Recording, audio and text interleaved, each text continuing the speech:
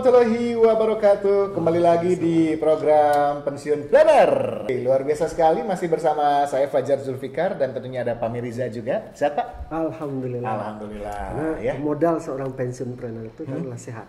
Harus sehat. Betul Ini sekali. sahabat-sahabat kita pensiun planner juga yang nonton tentunya harus senantiasa sehat ya.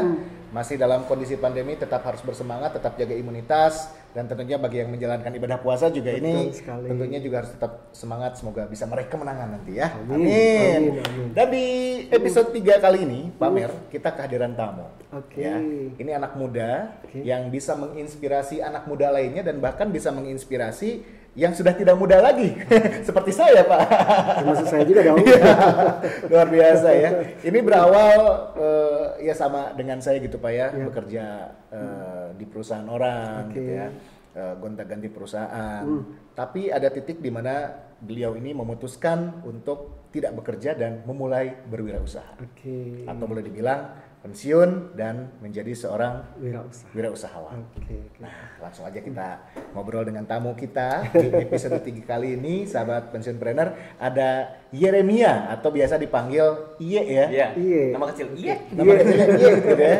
Karena namanya Yeremia dan sore hari ini atau tepat di hari ini ya kita akan banyak ngobrol, berbincang dan berbagi inspirasi buat siapapun. Betul. Pamer mau nanya dulu sama Kang Iye nih. Jadi memang kalau konsepnya tadi yang sampaikan Kang Fajar bicara pensiunpreneur itu kadang-kadang sudah menjadi sebuah pilihan bagi.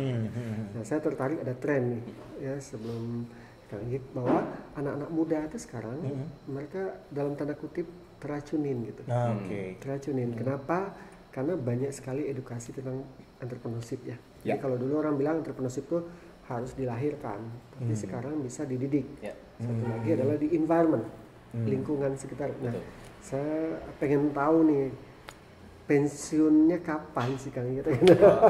Dulu ya Itu dulu pensiunnya. poinnya Iya, dulu. iya, sejarahnya dulu nih ya. Sejarahnya dulu nih, gitu. Sejarahnya dulu sempat pensiun untuk memutuskan nggak kerja lagi di perusahaan tersebut tuh 2014 kalau nggak salah. 2014. Oke. Waktu itu kerja di salah satu radio lah di Kota Bandung. Oke. Pada saat itu sudah kepikiran ini kayaknya saya waktu itu juga simultan bareng sama dengan kuliah beres. Oke. Siaran kayaknya beres juga deh karena Yap. saya harus menatap masa depan. Tapi dengan tipikal mungkinan nanti mungkin saya jelasin diri saya itu seperti Oke, apa nih Pak. Kayaknya nyari perusahaan susah nih. Yap. Iseng-iseng dah bikin bisnis gitu Oke, waktu itu. oke. Gitu sih. Kalau boleh tahu ya, bisnis pertama Nah, kalinya kayaknya apa? apa nih? gitu Pertama loh, kali gitu ya, terjun gitu. di bisnis apa sebetulnya? Nah, itu. Dulu sebenarnya pertama banget kalau ditarik mundur banget dulu zaman sekolah jualan pulsa itu untuk hitungan bisnis. Oke. Oh iya udah berbisnis juga Pernah ya itu jualan apa ya? pulsa, Betul. jualan jersey KW. Iya Pernah tuh. iya. Jersey KW pernah, terus saya pernah juga bisnis website gagal, Oke. terus juga dan yang memang existing sampai detik ini barbershop. So, Oke. Berarti banyak yang sudah digeluti. Betul. Tapi sampai akhirnya memantapkan di produk atau jasa yaitu barbershop. Betul. Nah ini kan Pak Mer waktu itu bilang nih latar belakangnya orang berbisnis itu kadang dari pengalaman kerja, Betul sekali. atau enggak dari orang tua Betul ya kan yang sekali. diteruskan oleh anaknya. Betul. Ada dimensi-dimensi tersebut gitu. Nah kalau Ia sendiri pada saat itu apa nih? Kok sampai memilih barber? Ini sebenarnya lucu sih sebenarnya. Nah, Kalau gimana sedikit nih? saya cerita Iya. ya Pak dan juga Kang Fajar. Jadi posisinya adalah gini. Dulu saya pernah kepikiran untuk bikin bisnis makanan lah apa waktu itu ya. Ya. Cuman ternyata pernah saya coba tapi gagal. Saya nggak ngerti sistem dulu karena basicnya bukan kuliah di bisnis ya waktu Iya. itu. Masih gagal dan lain-lain. Tiba-tiba iseng waktu itu. Iya. Kayaknya saya sering cukur waktu itu salah satu tempat barber cukup top di Bandung. Iya. Itu ngantrinya sampai 3 hari.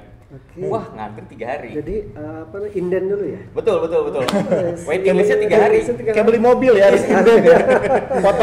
Potongnya lusa dari sekarang udah reserve gitu ya. Itu tahun sekitar 2013 lah. Itu agak kesel karena waktu itu kebetulan masih banyak job MC. Yap. Terus akhirnya saya pikir wah nggak mungkin 3 hari. Tapi saya melihat dari 3 hari ini berarti ada sejumlah konsumen, ada Yap. demand. Kayaknya kalau suatu saat saya bikin barber, oke nih. Akhirnya saya rumusin dari 2013 sampai 2014 akhirnya rampung lah. Oke. Iseng-iseng bikin deh Konsepnya. tuh. Gitu. Jadi benar-benar iseng-iseng doang awalnya. Oke. Awalnya dari situ. Sedangkan menarik yang dulunya diseriusin sama saya dipikirin mateng banget gitu ya, Iya. justru nggak jadi. Ya. Gitu. Justru nggak jadi ya. Itu makanya aneh. Karena ada seperti itu ya Pak di bisnis Pak ya. Pastinya kan, karena bicara sebenarnya di bisnis itu ada dua source-nya. Yang pertama adalah namanya ya, ini agak berteori sedikit Ya. nih. Ada namanya market driving, Betul. yang kedua market driven. Nah, saya menduga yang pertama yang banyak gagal tadi, adalah beberapa yang gagal tadi sifatnya adalah market driving. Market driving. Market driving itu adalah bisnis yang menurut kita bagus. Menurut kita bagus nih ya. Saya bisa bisnis kuliner gitu. Ya. Sementara demand terhadap produk yang kita bikin itu rendah. Oke. Jadi kita bikin sesuatu yang belum tentu dibutuhkan pasar gitu. Ya. Nah, tadi diakui sama Kang Ye tadi. Iya, Beliau iya. lemah di sistem, Ya. betul ya. Lalu pengetahuan beliau terhadap bisnis itu masih rendah gitu. Sementara hukumnya dalam bisnis bagi pensiunpreneur itu adalah knowing your business. Nah, itu. Itu yang pertama. Itu yang pertama, Yang knowing your kedua, business. betul. Nah, jadi wajar kalau saya sih ngetawain sekarang. Wajar. Wajar gagal ya. Wajar gitu. Wajar, Karena wajar. tadi itu polanya lah market driving gitu. Oke. Nah, yang kedua adalah market driven.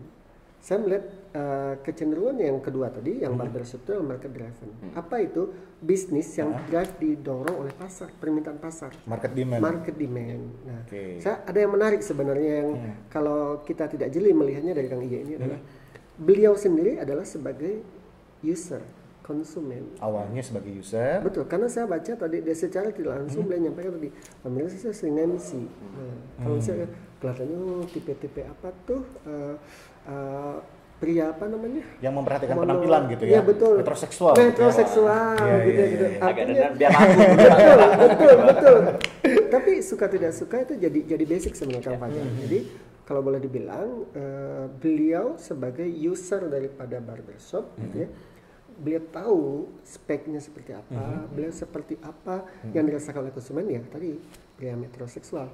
Nah, kalau menurut saya ini pas gitu. Ya.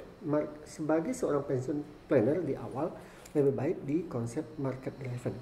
Oh.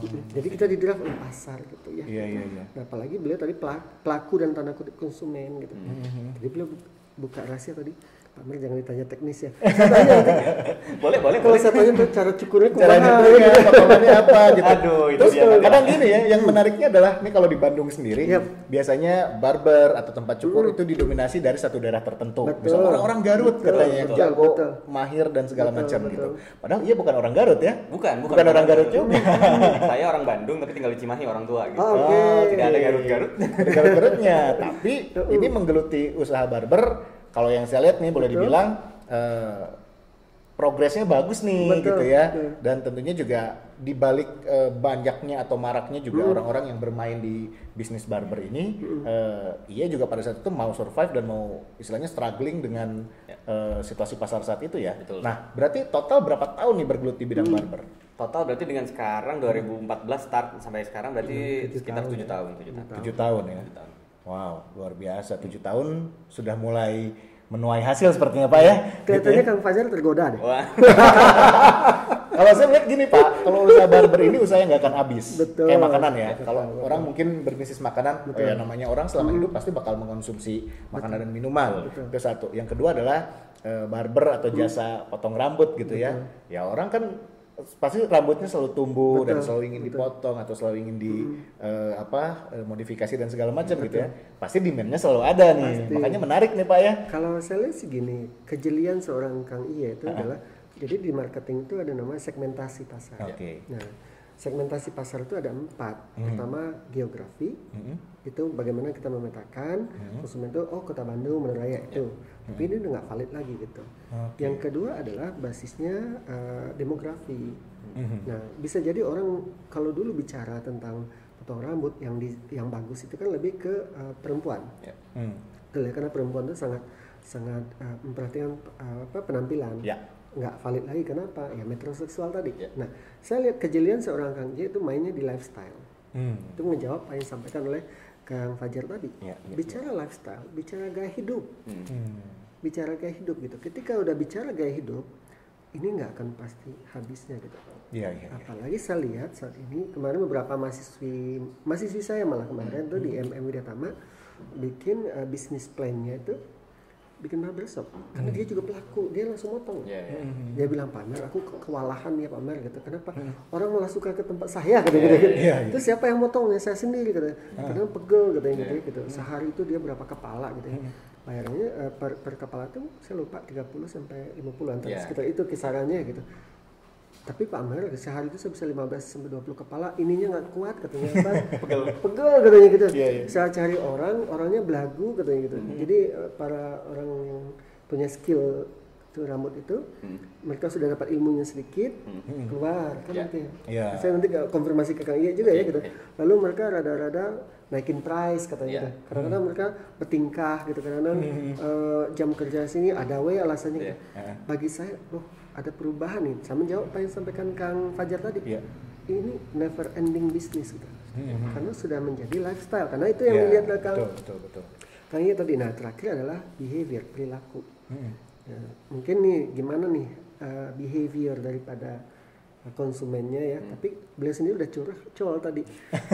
Aku tuh pamer kudu tampil, kudu meyakinkan gitu. Ini kan kuncinya. Jadi mengambil pasar tadi market driven, lalu ngambil segmennya adalah lifestyle, gaya hidup. Maka that's the question, that's the answer. Never ending business. Wah, itu dia ya berarti.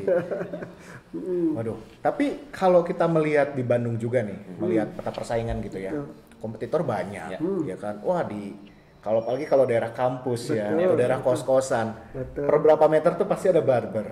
Entah itu yang konsepnya modern atau yang konsepnya masih konvensional gitu Pak ya. Nah ini kalau brand dari IE sendiri sekarang nih, bagaimana melihat si persaingan ini? Atau punya sesuatu nggak nih, mungkin diferensiasi dengan yang lain, atau ada inovasi dari sisi apanya yang akhirnya ngebuat orang, lu harus coba potong di gua gitu. Jadi kebanyakan gini, dari 2014 saya bikin barber, banyak orang yang akhirnya bikin barber karena dianggap murah, bisnisnya murah. Dan jangka panjang mungkin satu pola pikir yang sama. Cuman kalau yang saya bilang akhirnya membedakan adalah gini, ngurusin orang-orang kayak tadi, yang mungkin Bapak bilang tadi, itu nggak mudah, itu pertama. Terus kedua, tapi sebentar, tapi emang nyata ya gitu ya? Nyata banget. Pertama adalah gini, gajinya lebih tinggi daripada strata PNS. Itu kan ada hal yang aneh. Karena memang kalau saya dalami adalah mereka itu profesi bukan pekerja. Itu ada dua layer yang berbeda gitu. Nah, di sisi lain kalau yang saya lihat adalah gimana caranya orang ini punya karakter diri sebenarnya. Itu yang akhirnya bikin loyal konsumen. Karena ada konsumen, ada level-levelnya, mungkin Bapak lebih paham lah dibanding saya gitu. Saya kalau nggak sama beliau potong nggak mau. Ada dulu ya, harus sama si A gitu. Itu kan menurut saya level cukup pentingnya loyal konsumen. Nah itu, terus juga itu yang akhirnya membuat harga mereka mahal dan lain-lain mungkin istilahnya. Nah tapi kalau yang kita lakukan adalah excellent service. Saya beberapa kali petakan di Bandung, Jakarta, mitra-mitra saya, teman-teman saya yang bikin barber juga, mereka nggak punya excellent service. Itu yang sebenarnya dibutuhkan sama konsumen. Nah, yang sedang saya kerjakan hari ini adalah itu sebenarnya.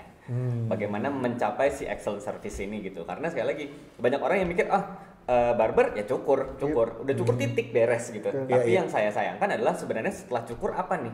Ada treatment lain mungkin yang bisa didapat sama konsumen ya. Betul. Nah makanya kalau kita membedah paling sederhana kita membedah blueprint. Kalau istilah kami kebetulan blueprint Pak, dari awal pertama konsumen masuk sampai konsumen pulang itu greetingnya harus seperti apa, terus treatmentnya harus seperti apa. Kalau bisa jangan sampai ada satu helai rambut pun ada di bajunya konsumen sampai di sepatu. Kalau kita pengennya gitu. Nah cuman kan memang butuh proses untuk membuat sebuah standar excellent service-nya dari kita gitu. Itu sih sebenarnya, itu yang nantinya suatu saat akan menjadi pembeda antara barber A dan barber B gitu sih. Nah ini menarik kan. Saya ingin tanya, dari mana akan dapat ilmu itu? Karena saya ngerasain sendiri. Beberapa kali saya cukur atau kalau saya analogikan ke beberapa bisnis yang sifatnya ada jasanya, saya ngerasa kok ini nggak nyaman ya. Saya tuh orangnya agak ribet, jadi karena saya orangnya ribet, saya tuh pengennya hal kecil itu yang diperhatikan. Kebanyakan pebisnis menurut saya, khususnya di lingkaran beberapa teman saya, ini tidak salah sih. Cuma mereka lihatnya hal besar dulu, bukan hal kecil. Kalau saya kebalikan, hal kecil dulu baru hal besar. Nah itu akan dapatkan nggak waktu jadi karyawan dulu? Di drive nggak untuk itu? Tidak. Service excellence? Enggak sih, enggak waktu itu sempat enggak. Di sini biasa sadar tidak sadar, biasa inilah keunggulan seorang pensiunan dengan yang tidak pernah bekerja. Nah, di dalam konteks pendidikan itu namanya knowledge dan tacit knowledge. Ya. Bisa jadi Kang Iye nggak sadar. Setahu saya, misalnya Akang nih mau siaran kan di tentir dulu ya, sama senior. Ini SOP-nya gini-gini. Iya betul. Betul. Bagi saya, kenapa saya tertarik dengan konsep pensiunpreneur? Karena ada perbedaan antara seorang yang pernah bekerja. Lalu bikin bisnis dengan orang yang belum pernah bekerja lalu bikin bisnis. ada sesuatu pelajaran yang masuk ke tacit knowledge dia di sini, yang dia sadar pun tidak sadar dia dapatkan. Wajar kok, karena kita waktu masih dalam tanda kutip kita masih awal masuk bekerja, ya kita kan lempeng nerima masukan pelatihan si senior, ini itu salah gitu kan. Dia mendidik kita, tapi kesannya kita tangkap dia marah sama kita. Tapi unfortunately bagi orang yang menyadari itu sebagai learning process, itu jadi modal buat dia. Nah, temuan saya ini menarik yang sampaikan Kak Iya tadi. Beberapa teman mahasiswa saya juga kan melakukan bisnis seperti ini gitu. Tidak pernah terpikirkan sama dia adalah service excellent tadi. Nah, disinilah saya membuktikan temuan tadi bahwa keunggulan seseorang yang pernah bekerja di perusahaan orang lain, lalu apalagi akan kan di jasa di radio itu kan sangat, setahu saya di radio itu, saya aja kemarin waktu di 2014 di Radio Kila itu ngomong aja dilatih dulu betul. Ya intonasi aja dilatih dulu betul. Jadi bagaimana Pak Meriza, kalau kita di radio memang nggak kelihatan sama orang, tapi kalau kita senyum itu akan bisa dirasakan orang gitu. Disinilah yang menurut saya keunggulan dari Kang Fajar, bahwa beliau pernah di perusahaan orang lain, di jasa, di broadcast, lalu ini yang dia terapkan di bisnis. That's the advantage. Udah punya modal juga berarti pada saat dia waktu bekerja di beberapa perusahaan itu diterapkan juga secara tidak sadar mungkin karena sudah terlatih beberapa tahun itu akhirnya diimplementasikan di bisnis yang sekarang. Jadi wajar nggak kulinernya gagal? Wajar. Kenapa? Basic environment bisnis itu adalah jasa. Jasa gitu. Jadi yang kedua, basic environment itu adalah penampilan. Jadi kalau kuliner di dapur pakai celemek, gitu yakin gitu loh. Yang menariknya bagi saya adalah ini kan dulu yang saya tahu nih Pak karena kita temenan udah cukup lama gitu. Betul. Dia hobi di fotografi, kan. Saya pikir kok nggak bisnis di bidang fotografi gitu, karena kan itu relate dengan hobinya dia, passionnya juga mungkin udah ada. Tapi nggak ngembangin di bisnis itunya gitu, malah ke bidang yang lain. Kenapa? Kok nggak dibisnisin fotografinya? Padahal kan istilahnya kan itu orang tuh dimensi itu tadi Pak orang menjalankan bisnis ada berangkat dari hobinya, passionnya dia dan segala macam. Nah ini kenapa? Kok fotografi? Tapi sebenarnya saya punya jawaban sebenarnya. Punya. Tapi mending beliau dulu. Ini jawabannya saya Pak. Jadi kenapa? Saya tuh kalau kata orang aneh nyusahin hidup sendiri. Kata orang udah paham ini harusnya bisa diduitin katanya gitu ya. Saya milih aja ya. Kayaknya ini cukup deh buat saya. Ilmunya, pengalamannya udah cukup. Saya mendingan lompat ke hal yang lain, hal yang baru. Itulah akhirnya kenapa dalam bisnis pun saya lompat-lompat. Ada jasa lah, lari ke sini, lari ke sini. Justru ya egonya saya mungkin saya pengennya menguasai semua bisnis, paham semua bisnis. Saya akhirnya bikin satu bisnis nantinya gitu loh. Yang akhirnya karena saya punya barometer usia, setelah 35 tahun saya mau coba bikin semua pengalaman saya hidup, saya kumpulin, masukin ke satu bisnis. Tadinya gitu cita-citanya, cuman nggak tahu ya. Masih 5 tahun lagi buat saya berarti. Kok saya jadi nggak enak. Gimana, Pak? Saya jadi nggak enak, usia 5 tahun lagi mau 35 gitu. Berarti saya sendiri jadi nggak enak gitu loh. Secara langsung juga barusan udah bilang dia sudah merencanakan juga Pak Betul. Nanti di usia 35 ke sana itu harus udah punya ini harus udah bisa ini. Betul. Nah inilah sebenarnya Kang, kalau saya lihat tadi dua hal yang saya tangkap dari untuk menjawab yang Kang Fajar tadi gitu, bahwa orang tuh punya laten potensial. Jadi dia punya laten yang hidden gitu ya. Ya pun kan pisan gitu ya. Melihat dari sisi penampilan beliau kan sangat apik ya. Saya lihat dari rambutnya ini gitu ya. Kebetulan mau tampil Pak. Kan apalagi MC lah ya. Suka tidak suka, the main produknya kan diri dia sendiri. Ya kan. Ketika tampilan dia nggak perfect, dia nggak pede pastinya. Nah bagi saya itu laten Kang Fajar gitu ya buat sahabat-sahabat sekali. Jadi inilah menurut saya yang menjadi driving force untuk Kang Iya ini untuk ngambil ke barbershop kalau menurut saya, karena relate kepada kebutuhan dia. Kebutuhannya. Nah, itu yang pertama gitu yang saya lihat. Yang kedua adalah bicara masalah pension planner itu bicara mental. Itulah kenapa saya bilang nih ada mindset, pensionpreneur mindset.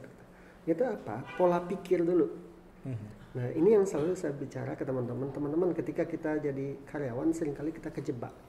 Kita kejebak menjadi penting saya dapat income tiap tanggal 1 gitu. Itu bagi saya itu adalah awal kehancuran. Awal untuk mempurkan diri memiskinkan diri bagi saya. Sorry to say ngomongnya gitu. Karena apa? Kita mendapatkan comfort zone. Setelah itu sementara kita lupa demand kita naik terus. Cost kita biaya. Selanjutnya adalah si pola pikir itu menjadi sebuah sikap mental. Nah, bagi seorang pensiun planner, mental juga disiapin. Kenapa? Bisnis turun naik. Beliau tadi bilang bahwa beberapa bisnis yang dijalankan. Saya menduga ada kesalahan beliau waktu itu. Tidak mencari mentor. Itu yang temuan saya. So beliau harus jungkir balik dulu. Sacrifice-nya terlalu lama gitu. Nah, sejatinya buat para pensiun planner dapatin mentor. Nah, apa yang disampaikan program di teman-teman Linestack ini menurut saya menjadi media gitu. Untuk ada satu kunci yang selalu pegang jadi pensiun planner itu apa kan? Speed up. Percepatan. Tuh. Kenapa gitu? Beliau masih beruntung usia 30. Masih beruntung. Kenapa? Spernya masih cukup panjang. Spernya masih tahap selanjutnya beliau udah benar bagaimana levelnya lah manajerial. Memperkuat manajemennya. Sehingga nanti masuk ke level 3 kalau saya nyebutnya adalah strategic level. Kalau strategic level itu bayangan saya Kang Iya ini udah punya sistem yang jalan ya. Dia udah punya investasi gitu ya. Malah mengakuisisi bisnis lain gitu ya. Nah itu level. Tapi bagi saya inspirasi sekali gitu ya. Tadi yang Kang Fajar tadi karena beliau suka tampil kan. Awalnya dari itu ya? Itu yang membuat dulu yang pas buat beliau tuh di barbershop menurut saya. Iya. Tapi ada kebayang nggak kalau nggak di bidang barbershop atau lifestyle atau bisnis jasa, bisnis apa yang mau dipilih?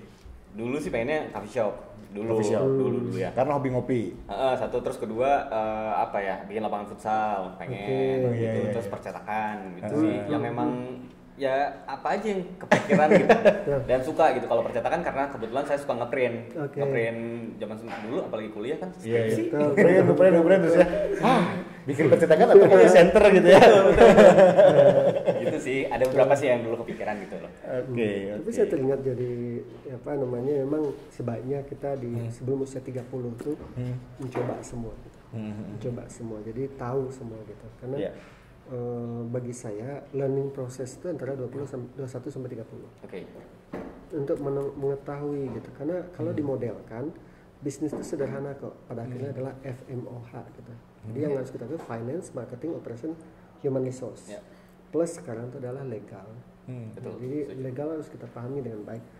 Plus digitalisasi. Dua ini additionalnya. Sebelum usia 30 kita harus kenal semua sebenarnya gitu. Tapi di usia 30 jangan coba-coba lagi. Karena diharapkan di usia 40 kita udah steady, stabil. Betul. Dan anak muda yang ngerjain.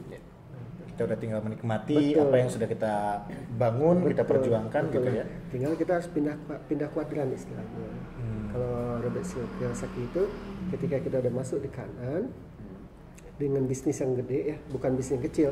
Karena kalau bisnis masih kecil, kita harus turun di situ belum masuk ke kuadran kanan, masih kuadran kiri yaitu self employee. Meskipun aku udah punya 3 karyawan, belum bisa. Kalau di kuadran kanan itu sebagai business owner itu kita memang tinggalin.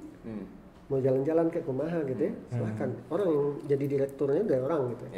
Nah selanjutnya nanti di usia 40 itu ya kan kita pindah ke investasi. Investor. Itu masih panjang ya. Tapi sudah terencanakan tadi bilang Pak. Alhamdulillah bersyukur. 35 lebih udah pengen ini. Bersyukur. Wow. Seru ya ternyata ya. Tapi ini saya mau nanya lagi nih ya. Punya kiat-kiat nggak mungkin yang mau di-share nih sama sahabat pensiunpreneur atau apa yang harus disiapkan berkaca dari pengalaman ya. Berkaca dari pengalaman, dinamikanya yang udah dihadapin kemarin seperti apa. Bisa di-share nggak nih? kalau mau berwirausaha harus gini. Waduh, kalau karena saya nggak punya basic pebisnis ya, jadi saya nggak tahu harus ngasih tahu apa. Cuman berdasarkan pengalaman saya, pertama berani, terus paham waktu yang tepat sebenarnya.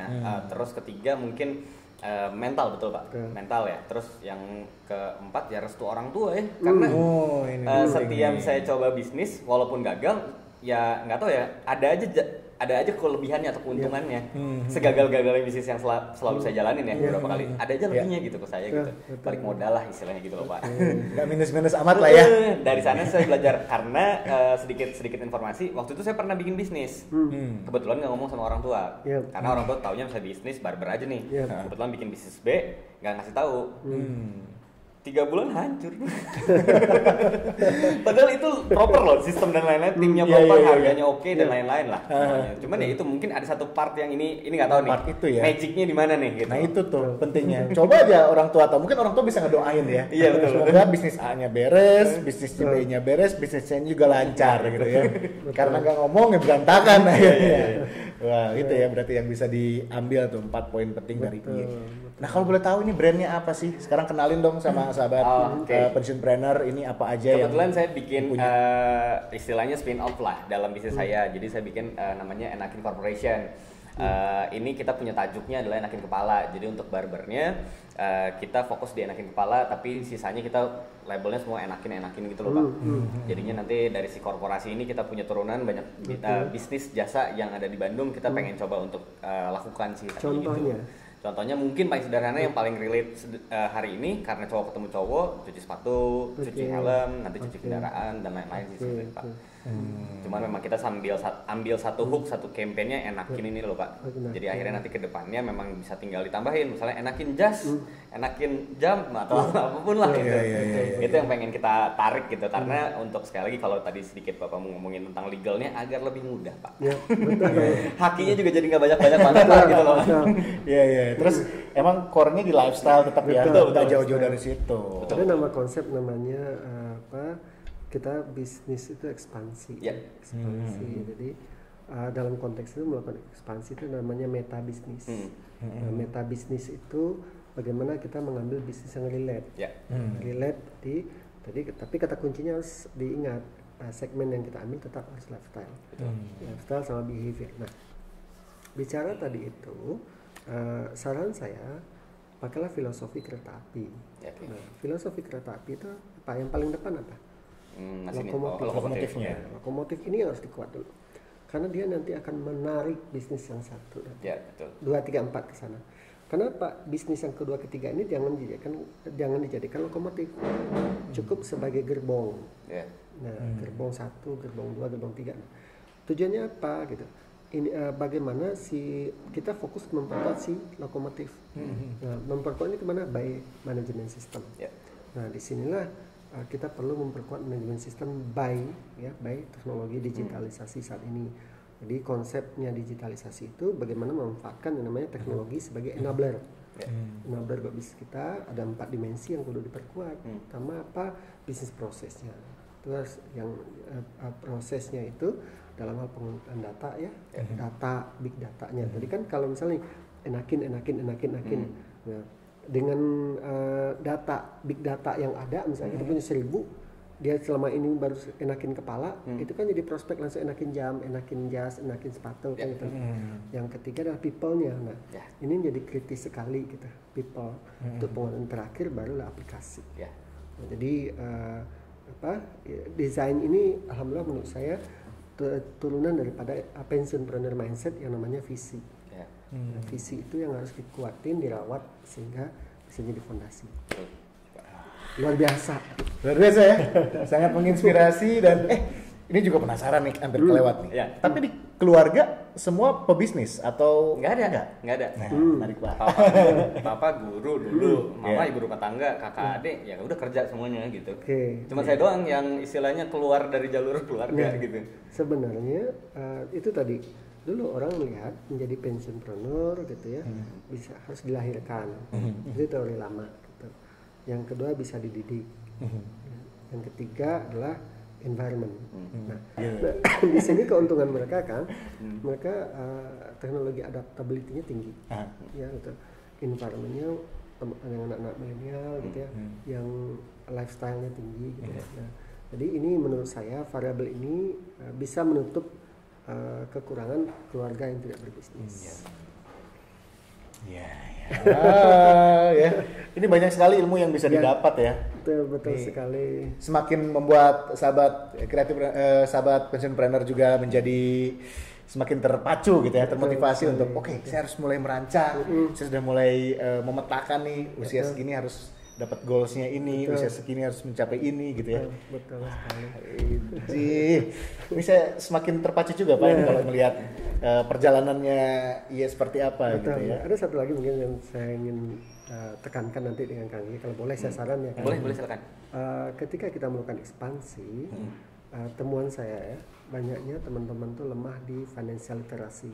Ya. Nah, di financial literacy itu kalau kita ngambil model yang disampaikan oleh Robert Kiyosaki gitu ya, bagaimana kita harus punya mindset billionaire, mindset seorang milionan lah, ya, milioner gitu. Bagaimana di situ, bagaimana jangan sampai kita turun kelas mindset orang menengah sama orang miskin, jangan. Kalau mindset orang miskin, dia dapat duit hanya digunakan untuk expense untuk biaya, bis gitu. Orang menengah dia dapat duit, revenue, sebelum dia expense itu udah pasti dia belanja mobil, belanja rumah, belanja HP untuk gaya gitu. Jangan. Ini kelemahan temuan teman-teman saya yang saya lihat sih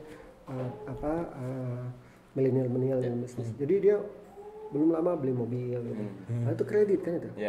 Iya betul. Beli rumah tuh kredit gitu ya. Terus beli baju. Saya menyarankan jangan sampai kejebak di sini. Nah, saran saya buat Kang Iya nanti adalah, mohon maaf ya Kang ya, kita harus mulai merubah mindset kita jadi mindset orang kaya. Nah, orang kaya mindsetnya gimana? Ketika dia dapat revenue, dapat pendapatan tuh, nah sebagian dia pakai kan buat expense yang sewajarnya saja gitu. Nah, uang kelebihan itu buat apa? Buat investasi. Investasi di mana? Investasi besarkan ini usaha, investasi di properti, ya, investasi di mana lagi? Investasi di bisnis sama teman-teman, di emas kayak gitu ya. Gitu. Saran saya itu gitu. Kenapa? Itu jadi bekal gitu ya, bekal untuk memperkuat ekspansi ke depan gitu. Jadi kan semakin itu jadi kita banyak dapat duit jadinya gitu. Lihat Kang Fajar, orang anak-anak muda sekarang dia bisnis tuh dapat duit gitu ya. Apa yang dia beli? Motor baru. Padahal motornya masih layak gitu ya gitu. Contoh saya selalu dia omongin sama teman, "Bro, lu enggak ganti mobil?" Enggak sama gitu. Yang penting mobil gua tuh masih jalan. Pak, mending uangnya gua putar gitu ya gitu. Iya benar. Oke, itu yang pentingnya. Penting gua beli properti, beli emas, beli ini. Nah, mental ini yang harus dibangun. Baru yang kedua nanti penguatan di financial managementnya. Jangan tergoda untuk tetap menggabungkan antara uang usaha dengan uang bisnis. Jangan. Gaji diri dulu ya gitu. Gaji diri dulu sebelum gaji orang. Ya, kenapa? Kalau kita udah punya gaji sendiri maka kita tidak akan mengganggu yang namanya uang usaha. Comot dikit comot dikit. Ada Kang Fajar kesini padahal itu uang kantor gitu ya gitu. Kan gampang lah. Apa pembenaran entertain. Selalu sering terjadi. Jangan be disiplin. Itu penutup dari saya. Be disiplin. Kenapa? Untuk membesarkan usaha kuncinya adalah di keuangan. Catat baik-baik. Ya, itu dia. Financial manajemennya juga harus baik. Itu dia. Outletnya berarti sekarang ada berapa nih? Sebelumnya kan udah ada cabang sampai buka ke luar Pulau Jawa waktu itu ya. Dulu sih sebenarnya, jadi nanti saya jelasin di luar acara ini Pak. Jadi kebetulan kalau sekarang lagi ada 3 sebenarnya. Pertama ada di Pati Ukur, terus juga kita ada di Cimahi. Satu lagi kita ada di masih Bandung juga di Jalan Banteng. Oke, berarti udah ada 3 outlet sekarang ya. Wow. Next, ada rencana untuk merambah lagi ke luar kota, ke luar pulau? Lebih pengennya sih sebenarnya bikin bisnis baru sih sebenarnya. Cuman untuk cabang sih pasti kita pikirkan lah gitu. Selagi ada duitnya pasti bikin. Diinformasikan juga mungkin buat sahabat pensiunpreneur untuk media sosialnya apa biar bisa di follow, terus alamatnya juga diperjelas lagi biar nanti enakin kepalanya di sana. Oke. Jadi untuk sosial medianya bisa di semuanya di semua platformnya ada di @enakincorp. CORP, terus juga nanti di alamatnya kita kalau yang pusat ada di Pati Ukur 76A. Tuh, sisanya semua cek ada di sosial media pasti ada. Ada di situ ya. Yang belum dipotong rambut, belum dienakin, langsung aja meluncur ke sana ya. Iya, saya juga bentar lagi ke sana nih. Udah langganan soalnya Pak. Insyaallah. Nanti Bapak kapan-kapan ke sana juga. Harus. Nah, luar biasa. Mungkin penutup Pak Meriza ada yang mau disampaikan lagi? Alhamdulillah luar biasa. Tesis saya selama ini, hipotesis saya selama ini bahwa memang kalau seorang yang pernah bekerja memiliki advantage, keunggulan daripada yang tidak pernah bekerja ketika dia membangun bisnis, apalagi mengembangkan bisnis gitu. Nah ini yang jadi pelajaran berharga. Yang kedua adalah bagaimana kejelian seorang Kang Iye mengambil yang namanya segmentasi berbasis lifestyle, karena itu memang sesuai dengan diri beliau gitu. Nah yang ketiga adalah bagaimana sejatinya kita fokus ke market driven. For the beginning we have to focus on market. Terakhir bagi saya adalah penguatan di manajemen. Karena hukumnya adalah seorang entrepreneur tidak akan pernah bisa berhasil dalam secara optimal kalau nggak ngerti bisnis. Contoh bangkrut beberapa kali kan ya. Nah, lalu bisnis tidak akan tumbuh dan berkembang dalam jangka panjang kalau tidak menerapkan manajemen. Nah, di sini yang selalu bilang minggu lalu ke Kang Fajar, Kang, tidak ada hukumnya seseorang tuh berbisnis harus lulusan SE atau MM. Tapi ketika dia bisnis, apapun hukumnya dia harus taat ke hukum yang namanya bisnis dan manajemen. Itu kan? Ya. Itu dia. Luar biasa. Terima kasih Pak Meriza. Terima kasih juga buat Iye udah berbagi cerita ya kan, berbagi ilmu dan inspirasi yang udah pasti ya untuk kita semua biar bisa lebih membuat teman-teman kita nih sahabat-sahabat pensiunpreneur bisa merencanakan masa pensiun dan berbisnis yang betul-betul bisa menguntungkan di suatu hari nanti ya. Kita ketemu lagi pamer di episode yang akan datang. Terima kasih sekali lagi, dan buat sahabat pensiunpreneur kita jumpa lagi di episode selanjutnya. Terima kasih, sampai jumpa.